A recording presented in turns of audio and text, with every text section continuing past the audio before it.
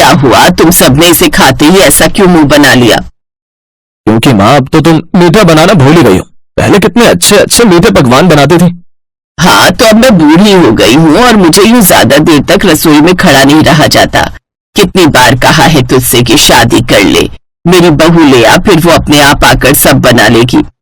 तुम्हारी माँ ठीक कह रही है बेटा। मेरे ऑफिस में एक जानने वाले हैं शर्मा जी, सुना है उनकी बेटी बड़ी ही गुणी और संस्कारी है। तू बोल तो बात करूं? हाँ हाँ पापा, ये भी कोई पूछने की बात है? अब इस घर में भाभी का इंतजार है। अच्छे से जानता हूँ तुझे कितना इंतजार है। ये सब तो तू बस इसीलिए बोल रही है ताकि माँ कहीं तुझे काम करने के लिए न कह दें।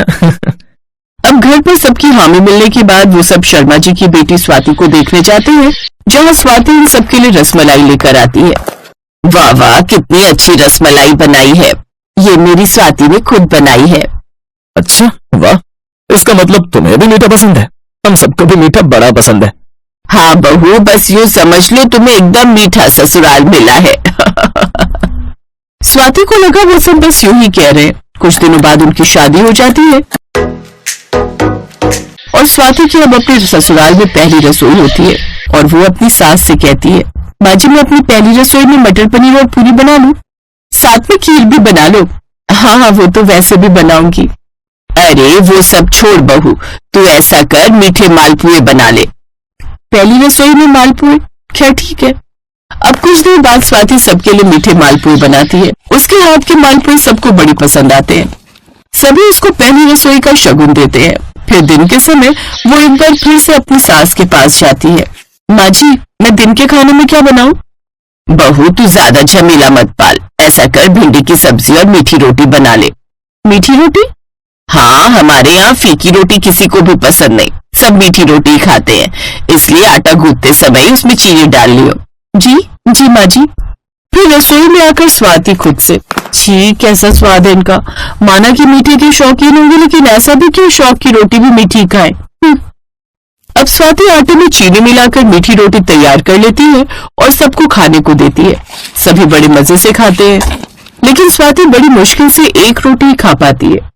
लेकिन अब ऐसा हर दिन चलता, वो लोग मीठी रोटी ही हर वक्त खाते। हालात ये हो गए कि अब स्वाति खुद उनकी इस आदत से परेशान हो गई। बताओ भला, हर वक्त मीठी रोटी, इनके चक्कर में ठीक से खाना नहीं खा पा रही हूँ। अगर ऐसे ही चलता रहा तो मैं तो तीखा खाना बनाना ही भूल जाऊंगी। नहीं नहीं, मैं तो नहीं खा पाऊंगी। मैं तो अपने लिए कुछ नमकीन बना लूंगी। अब स्वाति खुद के लिए नमकीन खाना बनाती है और उन सब के लिए मीठी रोटी। ऐसे कुछ दिन बीत जाते हैं। एक रोज, भाभी ये क्या, ये दाल में चीनी क्यों नहीं डाली?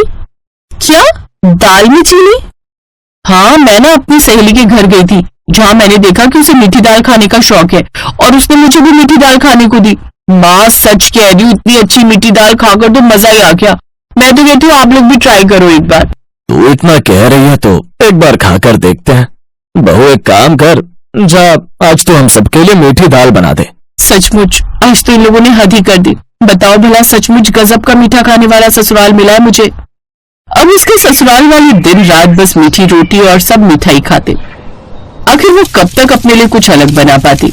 इस सबसे आखिरकार ये हुआ कि उसने खुद के लिए नमकीन बनाना छोड़ दिया और अब वो अपने ससुराल वालों के रंग में ढल गई। मीठी रोटियां ही बनाती और वही खाती। यहाँ तक कि अब वो कभी अपने मायके जाती तो वहां भी अपने लिए मीठी रोटी बनाती। ऐसे ही समय बीतता है। एक रोज स्वाति की कुछ सहेलियां उससे मिलने उसके ससुराल आती हैं और स्वाति उन सबके लिए लंच बनाती है, जिसमें वो उन सबको शाही पनीर, दाल मखनी और दही भल्ले खाने को देती है, लेकिन वो भी मीठी रोटी के साथ। ये सब पकवान देखकर वो बड़ी खुश होती है, लेकिन जैसे ही वो मीठी रोटी खाती है तो ये क्या है स्वाति, मीठी रोटी? और क्या, अब मीठा ससुराल मिला है इसको तो मीठी रोटी खाएगी ना और खिलाएगी भी। तभी स्वाति की तोंद कुर्ती से बाहर झांकने के लिए तैयार है। ऐसे कुछ दिन बीतते हैं। एक रोज स्वाति के ससुर अचानक चक्कर खाकर गिर जाते हैं। ये देखकर उसकी सास घबरा जाती है। हाय दैया, ये क्या हो गया? यूं अचानक इन्हें क्या हो गया? माँ, हमें अभी बाबूजी को अस्पताल लेकर जाना होगा। वो उसे जल्दी से अस्पताल लेकर जाते हैं, जहाँ जाकर पता चलता है कि उनको शुगर की बीमारी हो गई है। क्या शुगर की बीमारी? जी, क्योंकि लगता है ये जरूरत से ज्यादा मीठा खाते हैं। हाँ, ये मीठी रोटियां बड़ी खाते हैं। यही क्या माँ जी, बल्कि घर में सभी को ही आदत है। मैं तो कहती हूँ आप सब भी अपना टेस्ट करवा लीजिए। देखना आप सबको भी ये दिक्कत जरूर निकलेगी, क्योंकि जिस हिसाब से आप हर वक्त बस मीठी रोटियां ही खाते हैं तो ये तो होना मुमकिन है। सबको शुगर की शुरुआती शिकायत निकलती है। ये क्या, आपके तो पूरे परिवार को शुगर की शिकायत है? नहीं नहीं, अब हमें अपनी गलती का एहसास हो गया है। अब हम मीठा खाना छोड़ देंगे। मीठी रोटी की जगह अब हम बस सादी रोटी ही खाएंगे। बस फिर क्या था, उस दिन के बाद उन्होंने मीठी रोटी खानी छोड़ दी।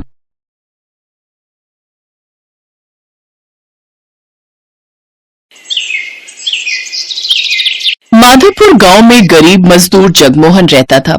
उसके परिवार में उसकी पत्नी सोमा और बेटी रेनू रहते थे। जगमोहन लोगों के घरों में पुताई का काम किया करता था, लेकिन ये काम उसे कभी कभार ही मिल पाता था।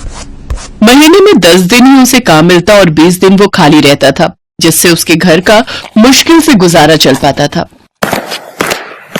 सीमा, कुछ समझ नहीं आ रहा, ऐसा कब तक चलेगा? इतने कम पैसों में हम कैसे अपनी बिटिया को पढ़ा लिखा पाएंगे? काश कि अपनी कोई लॉटरी लग जाती। आप ठीक कहते हो जी। अच्छा हाँ, याद आया, वो अपनी पड़ोसन है ना शांति, वो बता रही थी कि बेलापुर गांव में उसके भाई की दुकान है, जहां पर काम के लिए उन्हें एक आदमी की आवश्यकता है, लेकिन वो गांव यहाँ से 8 किलोमीटर दूर है। हाँ तो क्या हुआ? वो पहाड़ देख रही हो, वहीं चढ़कर जाना है। अपने परिवार का पेट पालने के लिए मैं वो भी करूंगा। तुम उससे बात करो, मैं कल ही चला जाऊंगा। अगले दिन सोमा अपनी पड़ोसन से इस बारे में बात करती है। फिर जगमोहन वहां काम पर चला जाता है। कुछ महीने जगमोहन को वहां काम करते हो गए। अब उनके हालात पहले से सुधरने लगे थे, लेकिन तभी एक बुरी खबर आई। उस दुकान के मालिक का निधन हो जाता है और वो दुकान हमेशा के लिए बंद हो जाती है। कुछ दिन तक तो जैसे तैसे बचे हुए पैसों से उनका गुजारा चल जाता है, लेकिन कुछ समय बाद वो पैसे भी खत्म हो जाते हैं। फिर एक रोज सोमा अपने पति से कहती है, सुनिए जी, घर में आटा नहीं बचा है और ना अचार सब्जी, कुछ भी खाने को नहीं है। अब हम क्या खाएंगे जी?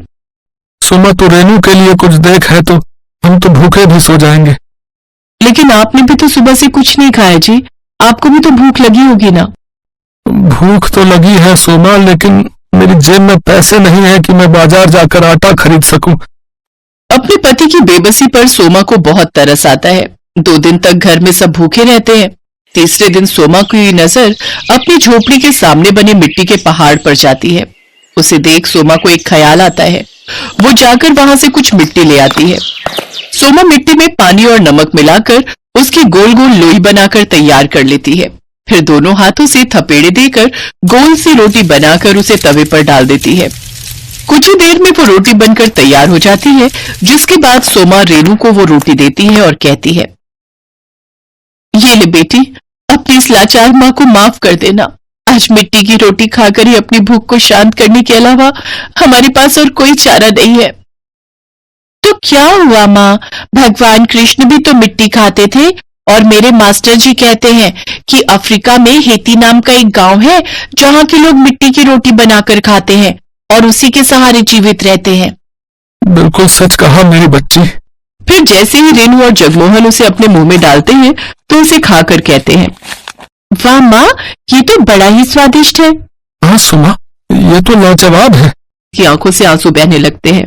मैं जानती हूँ ये इतनी अच्छी नहीं है, आप दोनों बस मेरा मन रखने के लिए कह रहे हैं। फिर उन तीनों की आंखों से आंसू बहने लगते हैं। तभी दरवाजे पर कोई आदमी आता है।